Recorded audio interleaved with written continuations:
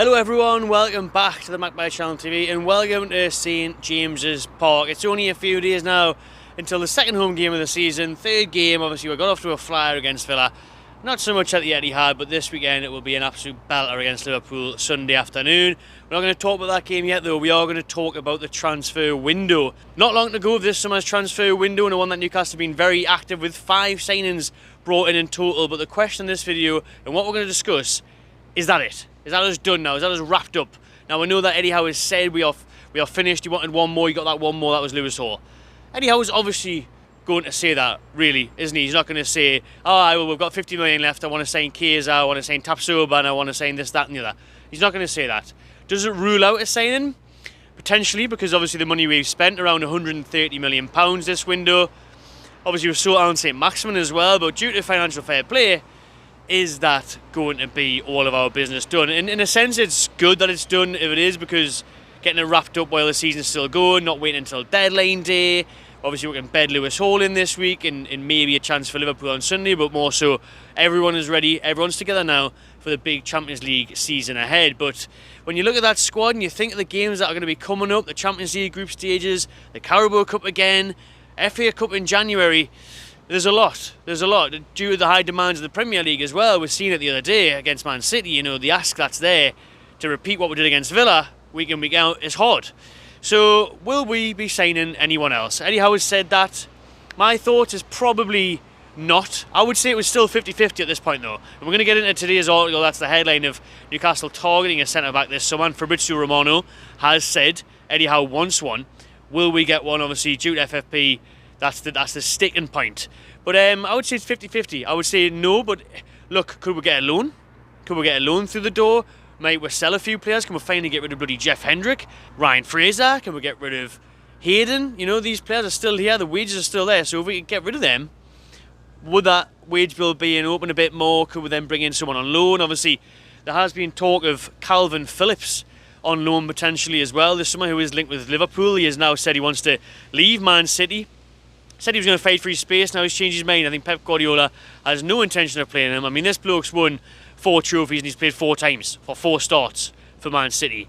After that, what was it, 40 million move, was it, from Leeds? Man, how we can't get a game. This was England's Player of the Year not so long ago, you know, you're unbelievable Euros.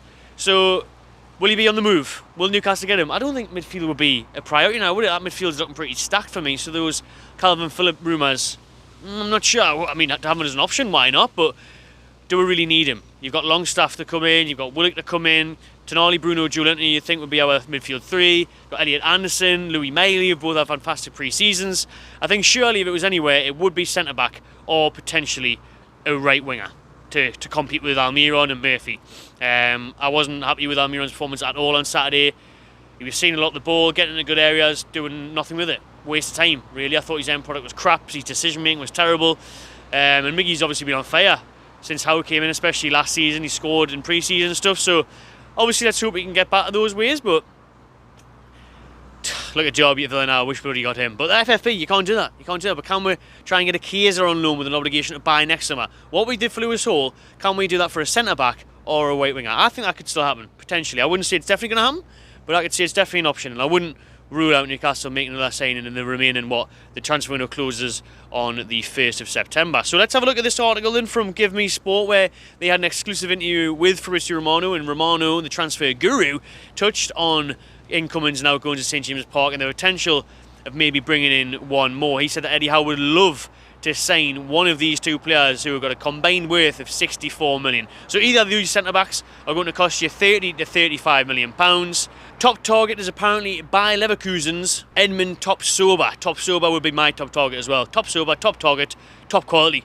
This bloke is the real deal. He looks absolutely class. I really love him as a modern day centre-back, the way he gets forward and very comfortable with the ball, direct, and he's so technical. Like, he's skillful ability, but then obviously he can still get stuck in as well. He's literally the perfect modern day centre-back, ideal to partner Sven Botman there. I mean, he would be so good, and if you can't get him for 30-35 million, I think that's a steal, to be honest. I really do. And Tottenham are apparently looking after him, but they've just signed that Van der Ven, so he would obviously come in on the right though. So if Tapsoba, I hope we get him, because it's going to be a Diaby situation again. I think we're already seeing how good Moussa Diaby is for Villa.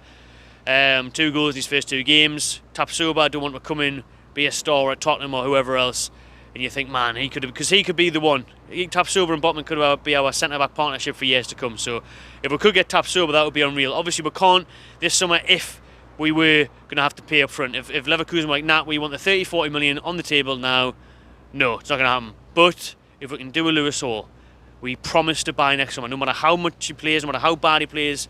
It's not like a loan, we'll see how he does, see how he gets on, then we'll sign him. If you can get him in and be like, right, well, next summer we'll pay 40 million. Now, loan, next summer 40 million to get around FFP. That could happen, especially if we get an injury, and we saw Fabian Shaw go down with an injury at the Etihad in the opening minute or so. Thankfully it wasn't nothing too serious, but if that happened in the last week or so of the transfer window, could we try and make something happen?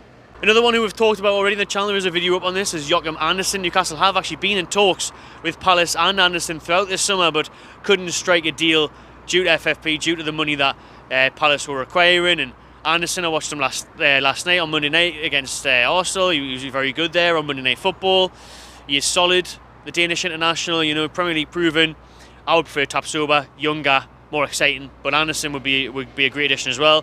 Can't see Palace agreeing to anything cheap though, or to help us out, so I wouldn't imagine that one would happen. The other centre-back target Eddie Howe is really eyeing up is Benfica's Antonio Silva. He's very big on the likes of Twitter, where fans are raving about him because they see the clips of him, and he does look exceptional. To be fair, he would be another tremendous sign. He does look like a really, really good top centre-back. Him, you know, a young talent again, and possessing all those qualities that Eddie Howe would want in his centre-back. Pretty much a right-footed Botman, to be fair, but someone who's even more better, I would say, positionally. I think awareness, sometimes Botman's a bit slow off the mark, maybe. He was very good against Man City, but pre-season he was. I know it's pre-season, but sometimes you see him, maybe he's a bit slow in his decision-making, but he is young. And I'm never going to be harsh on Botman, he's absolutely class. But your Tapsobas, your Silvas, I think they've just got a bit more in terms of what they can offer all round, and what a partnership that would be as well. You know, if we could get Silva and Botman, or Botman and Tapsoba, it would be unreal. And again, if he is only getting valued at around 30-40 million in this day and age, bargain. Get it done. Honestly, maybe with these European teams, we're going to have a better chance of replicating the loan to buy option. After Chelsea's done it, like I said, I couldn't imagine Palace doing it because they would want the money to then invest. But your Benficas and that, could you even be a little bit more and be like, we'll give you 5 million now, 40 million next year, you get 45 in total, or 50 with add-ons. Get the add-ons up. You know what I mean? That's what we did with Howe. We got the add-ons up, 7 million add-ons, if you hit certain bonuses and criteria. So that could be an avenue. But those are the two centre-backs that Fabrizio Romano did say that Eddie Howe loves and would love to actually sign this summer window. Not next year, not January, he wants them now. But FFP is stopping us from getting Leverkusen's Tapsoba and Benfica's Silva. So speaking exclusively to Give Me Sport, Romano said, I think it's almost impossible to make it happen because of financial fair play situation.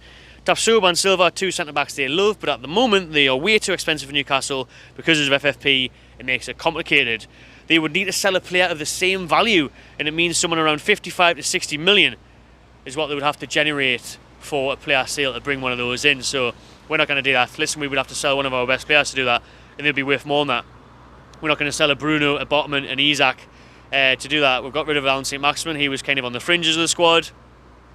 We're not going to sell anyone like that, are we? So, yeah, even if you got like 10, 50 million for Lascelles, someone like that who's on the outskirts of the side, because you could get rid of Lascelles if you're going to bring in another centre-back, because then we would still have the centre-backs. You've got Dan Burn who can go in there now. That was saying Lewis Hall. So maybe we've seen, you know, Lascelles being linked with Nottingham Forest to go back there. If you could get 50 million out of them, get a few players off the wage bill, could you get one of these in?